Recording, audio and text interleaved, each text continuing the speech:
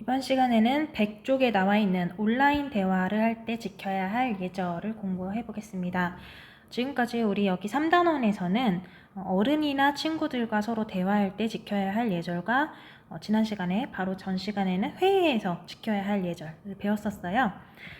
오늘 할 온라인 대화라는 것은 여러분들이 많이 사용하는 인터넷이나 스마트폰 상에서 등등등에서 메시지를 주고받거나 채팅할 때 하는 대화를 온라인 대화라고 합니다.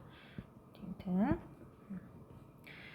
자, 그래서 이번 시간에 여러분들의 평소 온라인 대화 습관도 한번 스스로 점검을 해보고요. 우리가 좀 더 배워서 앞으로 실천해야 할 그런 예절들 공부하게 될 거예요. 먼저 100쪽에 지혜가 친구들과 나눈 온라인 대화가 나옵니다. 이걸 한번 살펴보고 여러 물음에 먼저 답을 해볼게요. 스마트폰 상에서 메시지를 주고받고 있네요. 여러 친구들끼리. 그죠? 한번 읽어볼게요. 현영이가 지혜야, 내일 자료 준비 잘해. 발표 잘할 거야. 넌 누구야? 나 영철이야. 이 대화명을 쓰는 친구가 영철이었어요. 영철이구나. 나 원래 발표 잘하잖아. 이응지읒? 이응지읒? 이게 뭐야? 연주? 그것도 모르니? 키읔. 이렇게 모르겠다는 표시. 자, 이런 거 뒤에 나오지만 이런 것을 그림말이라고 합니다. 네. 이응지읒? 어휴, 정신없네. 너희 지금 장난하니? 하고서 화난 표정. 아주? 이거는 계속 맞히려고 하는 거예요, 영철이가. 이응지읒이 무슨 뜻인지. 아니야. 그런데 아까는 대화명을 바꿔서 못 알아봤네. 안경 샀어? 니은. 뭐라고 말하는 거야? 네네? 샀다고? 너도 모르는 게 있네. 우리 서로 조심하자. 이렇게 대화를 주고받았는데요. 글쎄요. 평소 여러분의 온라인 대화와 좀 비슷한가요? 자, 옆에 가면 한번 하나씩 같이 답을 해봅시다. 영철이가 쓴 대화명이 무엇인가요? 한번 그대로 옮겨와 볼게요. 이 기호, 영철이는 대화명이 이름이 아니고 기호를 사용했는데 요거 골뱅이라고 하죠. 우리가 이름 붙이기를. 이렇게 대화명을 정했네요. 그래서 이게 안경 쓴 것 같아 보여서 지혜가 대화명 보고서 안경 샀어? 이렇게 물어본 거였어요. 지혜가 영철이를 못 알아본 까닭은 아무래도 현영이와 지혜는 대화명을 자기 이름으로 해서 바로 알아볼 수 있었는데 영철이는 그렇지 않고 이렇게 대화명을 사용했기 때문이겠죠. 그래서 한번 적어보면 대화명을 이름으로 하지 않아서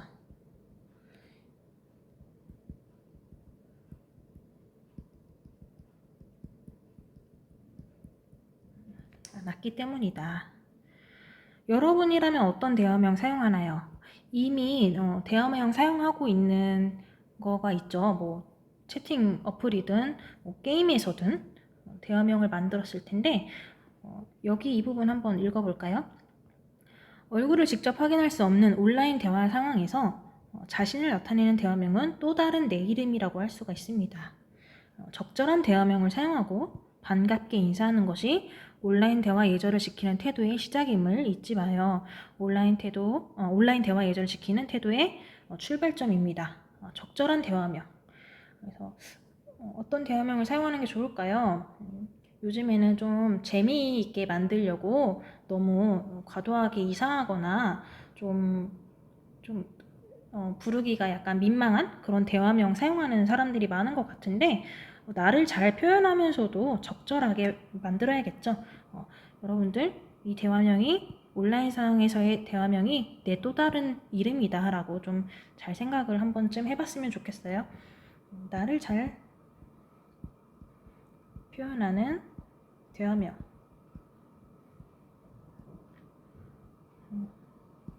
여러분들 생각이니까 한번 써보세요. 어떤 대화명을 사용할지.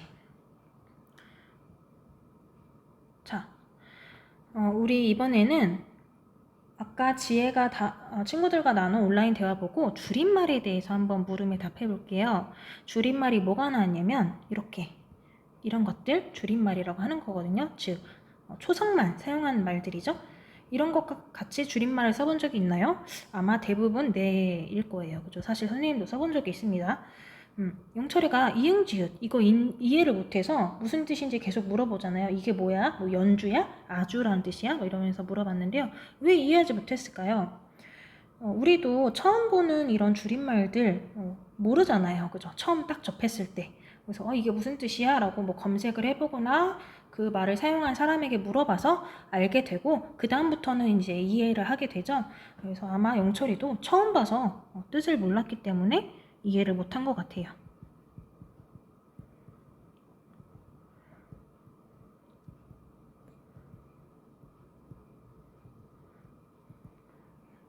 그래서 이렇게 답을 적어봤고요.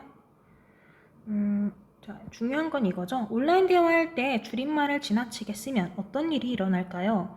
사실 선생님은 줄임말 적당히 여러 사람이 같이 알고 있는 줄임말을 잘 쓰다 보면 이 문자를 치는 속도도 좀 줄어들고 더 빠르게 문장을 만들 수 있잖아요.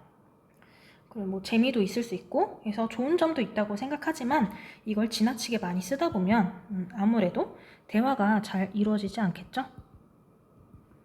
서로 대화가 잘 되지 않을 것이고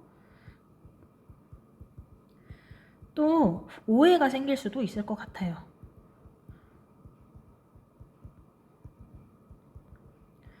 나는 그런 뜻으로 한 말이 아닌데 그렇게 사용한 줄임말이 아닌데 그거를 받는 입장에서는 다른 뜻으로 아예 다르게 이해할 수가 있어요. 그렇게 되면 오해할 수도 있죠. 등등등의 문제가 생길 수 있습니다. 그러면 다음 장 이어서 계속 답을 해볼게요. 이번에는 그림말에 대한 물음들이네요. 그림말 밑에 맨 밑에 뜻이 이렇게 나와 있고요. 아까 선생님이 100쪽에서 이런 게 그림말이다 라고 보여줬고 여기서 두 가지가 나왔어요. 그쵸? 우리가 사실은 그림말이라는 것보다는 평소에 이모티콘이라는 말을 더 많이 사용하는데요. 조금 우리말로 순화해서 그림말이라고 사용한다는 거. 자, 현영이가 사용한 이런 그림말. 자, 딱 봤을 때 어떤 기분을 나타낼까요? 표정을 보니까 화난 표정이니까요. 화난 기분을 나타내는 그런 그림말이겠죠? 화난 기분. 현영이는 왜 화가 났죠, 근데? 왜 화가 났을까요? 다시 100쪽의 장면을 좀 보면 자, 현영이가 먼저 이렇게 내일 발표 잘 준비하라고 하는데 친구들이 정작 이렇게 주고받는 대화들은 뭐예요? 발표와는 관련이 없는 그런 딴소리를 하고 있는 거예요. 그쵸? 그리고 계속 이렇게 줄임말 때문에 의사소통이 잘 안 되고 있잖아요. 아무래도 앞에서 그런 장면들이 나왔기 때문에 그러한 이유들로 현영이가 화가 난 것 같아요.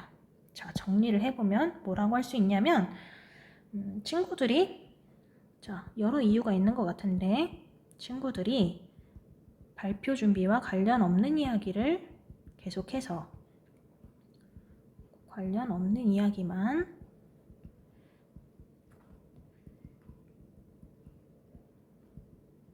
해서 또 그리고 친구들이 줄임말을 너무 많이 사용해서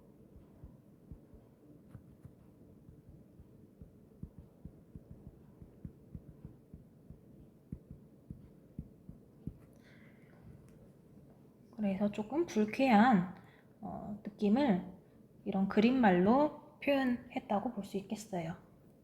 자, 여러분들이 그림말 받았을 때 있을 거예요. 그쵸?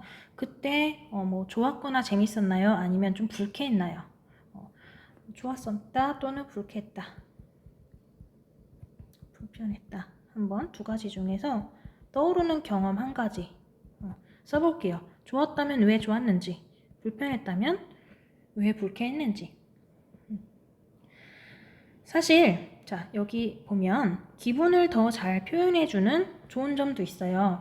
아무래도 온라인 대화는 글자로만 전달되는 의사소통이기 때문에 내가 이 말을 말할 때 표정이나 나의 말투 같은 것을 상대방에게 전달할 수 없잖아요. 그쵸? 반대로 내가 이 상대방의 기분을 알 수 없는데 적절히 그림말을 활용하다 보면 나의 그런 표정이나 동작들을 그림말이 대신해주고 있죠. 그런 좋은 점도 있지만 너무 많이 사용하면 장난스러운 대화가 될 수도 있어요. 조금 진지하게 오고 가야 되는 대화에서 계속 그림말을 남발하다 보면 조금 나 혼자 진지한데 상대방은 좀 장난치는 것처럼 계속 그런 것 같아서 오히려 기분이 나빠질 수가 있다는 그런 뜻이에요. 그래서 상대가 잘 이해할 수 있을 정도로만 적절하게 사용해야 한다. 항상 그죠? 적정선을 지키는 거. 항상 적절하게. 좋은 것도 너무 과하게 사용하지 말고 적절하게 하는 것. 이게 중요한 것 같아요. 자, 그러면 우리는 다음 장으로 넘어갈게요. 온라인 대화를 할 때 생길 수 있는 또 다른 문제가 나오는 장면이에요. 자, 각각 한번 살펴볼게요. 가에서는 대화를 읽어보면 이게 무슨 말이야? 이응이응이라고 써있는 말을 이게 무슨 말이야? 라고 묻고 있어요. 몰라? 재미있어 보이는데 나도 써볼까? 라고 이야기를 하는데 옆에 이 친구가 생각하죠. 무슨 말인지 모르고 써도 괜찮을까? 아주 바른 생각을 하는 친구예요. 자, 이런 생각 굉장히 위험한 생각입니다. 그쵸? 내가 정확히 뜻을 모르는데 재미있어 보인다고 해서 아니면 여러 사람이 쓴다고 해서 요즘 유행한다고 해서 나도 그냥 똑같이 생각 없이 쓰는 거 굉장히 위험한데 사실은 또 경우에 따라서 이렇게 하는 친구들이 많더라고요. 굉장히 위험한 행동입니다. 여기서 문제는 뜻을 모르는 표현을 사용한 점. 자, 나는 우리가 채워야 되네요. 한번 볼게요. 자, 이 대화창을 보고서 대화 보니까 점심시간에 한 말이 무슨 뜻이야? 라고 이 친구가 물어봤는데 상대 친구가 그거 아무것도 아니야. 신경 쓰지 마. 안녕. 하고 나가버렸어요. 대화방을 나가버렸어요. 그래서 갑자기 대화방에서 나가면 난 아직 할 얘기가 남았는데 라고 조금 황당하고 어이없는 그런 상황을 겪는 거겠죠? 그래서 나에서 나타낸 문제점은 이 세모세모님, 이 친구의 문제예요. 즉, 자기가 할 말만 하고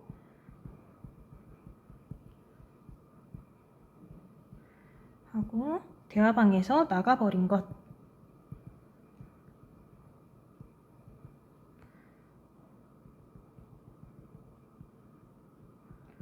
문제점을 이렇게 쓸 수가 있겠네요. 자, 이어서 그 밖에 온라인 대화를 할 때 생길 수 있는 문제 또 뭐가 있을까요? 앞에서 잠깐 얘기했지만 선생님은 이 온라인 대화의 가장 큰 문제는 말하는 사람의 표정이나 말투 같은 비언어적인 요소를 알 수 없다는 거. 그래서 오해가 생길 수도 있다는 게 문제인 것 같아요. 그래서 정말 여러분 사이에 중요한 문제 있죠. 친구들과 정말 화해를 해야 된다든지 오해를 풀어야 되는 그런 중요한 이야기가 있을 때는 가장 좋은 것은 온라인 대화가 아니라 직접 얼굴 보고 이야기를 하는 거예요. 그게 정말 상황이 좀 어쩔 수 없다면 두 번째 방법은 전화고요. 전화를 하면 그래도 목소리로는 알 수 있잖아요. 기분을. 전화도 안 되면 온라인 대화 어쩔 수 없이 이렇게 메시지로 해야 되는데 좀 추천하는 방법은 아닌 것 같아요. 선생님은 그 문제를 좀 써보겠습니다. 표정이나 말투를 알 수 없어서 오해가 생길 수 있다는 점.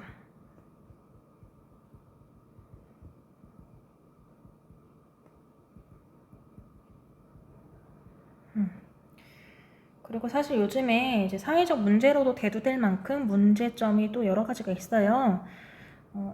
온라인 대화방에서의 왕따 시키는 문제라든지, 언어폭력 문제라든지 등등등. 여러분이 겪은 문제 아니면 알고 있는 문제들 한번 써보도록 합니다. 자, 마지막으로는 104쪽에 온라인 대화 예절 빙고 놀이라는 게 나오는데요. 우리가 지금 빙고 놀이를 해볼 수는 없고요. 이 놀이에서 중요한 거는 뭐냐면 자, 1번 방법을 볼게요. 여기서 낱말을 골라 온라인 대화를 할 때 지켜야 할 예절을 한 문장으로 만들어 보는 것. 이게 중요한 거거든요. 그래서 한번 여러분들이 여기 빈 공간에다가 보기의 낱말을 하나 꼽아서 온라인 대화할 때 지켜야 할 예절을 문장으로 만들어 볼게요. 자, 그거를 2개 만들어 볼게요. 자, 선생님이 예를 하나 들어줄게요. 자, 선생님이 예를 들어서 보기에 여러 낱말이 나와 있는데 이 중에 신중을 골라보겠습니다. 자, 신중. 메시지를 보낼 때에는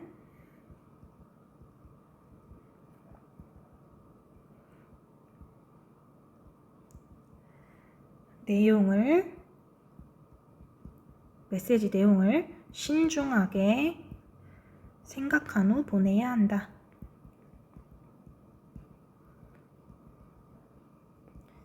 자, 이런 식으로요. 여러분들이 두 개의 문장을 만들어주면 돼요. 3번, 1번, 2번 이렇게 써볼게요. 만들어서 써볼게요. 어렵진 않을 것 같아요. 여러분들이 이미 예절을 알고는 있어요. 많이 잘 알고 있기 때문에 이렇게 알고 실천하는 게 더 중요하죠.